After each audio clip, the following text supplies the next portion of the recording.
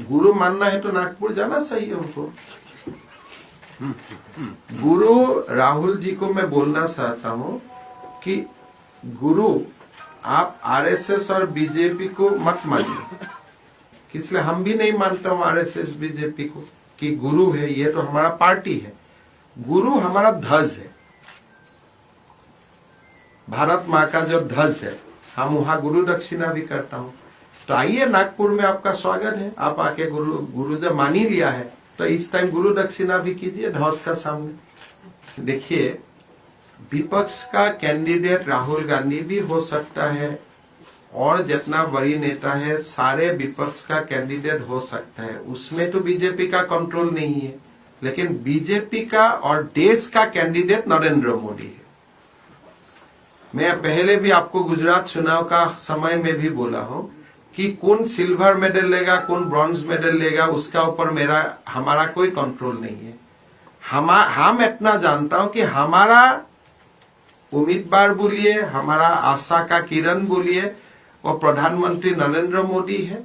देश का आशीर्वाद लेके प्रधानमंत्री मोदी जी ही 2026 में प्रधानमंत्री बनेगा। उम्मीदवार कोई भी बने, आपत्ति नहीं है। प्रधानमंत्री नहीं बनेगा, प्रधानमंत्री मोदी बनेगा। उम्मीदवार आप भी बने, क्या आपत्ति है? पायल जी भी बन जाएगी, उम्मीदवार में कोई आपत्ति नहीं है। तो आप पूछ लीजिए राहुल जी कब नागपुर आते हैं ध्वज को प्रणाम करने के लिए। रहेगा साथ में।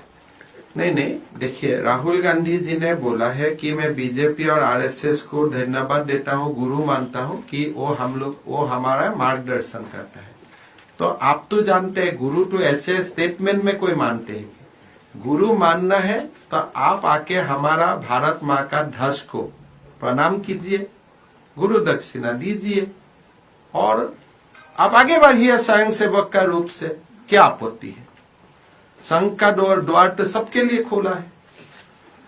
और संघ में किसी को स्वागत नहीं किया जाता है, संघ में लोग जाते हैं निष्ठा को लेकर। यहाँ में स्वागत नन स्वागत और कोई शादी नहीं होता है।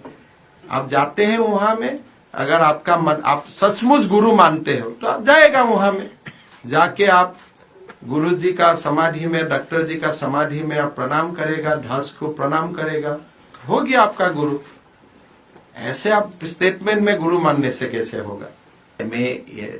कोई लोगों का अपना फैशन का बारे में मैं नहीं कुछ बोल रहा, तो मेरा भी एक फैशन है, उनका भी एक फैशन है। These are fashion statement and ये एकदम व्यक्तिगत होता है।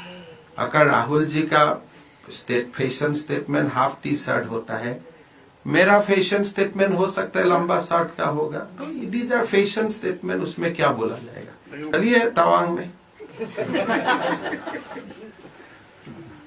आप कितना, भारत का कितना लोग ठंडे से नहीं डरता है, कितना लोग का कांग्रेस का शासन के लिए 60 इयर्स, भारत में कितना गरीब है, एक ठंडा का समय में कपड़ा नहीं मिलता है।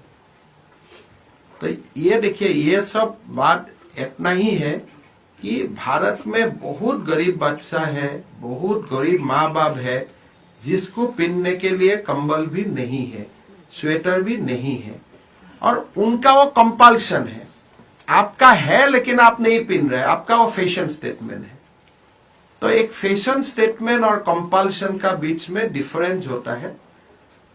मेरा तो इतना ही है भाई, आपका जो कुछ है वो आप दूसरा को दे दीजिए, आप जब नहीं पहनते हैं।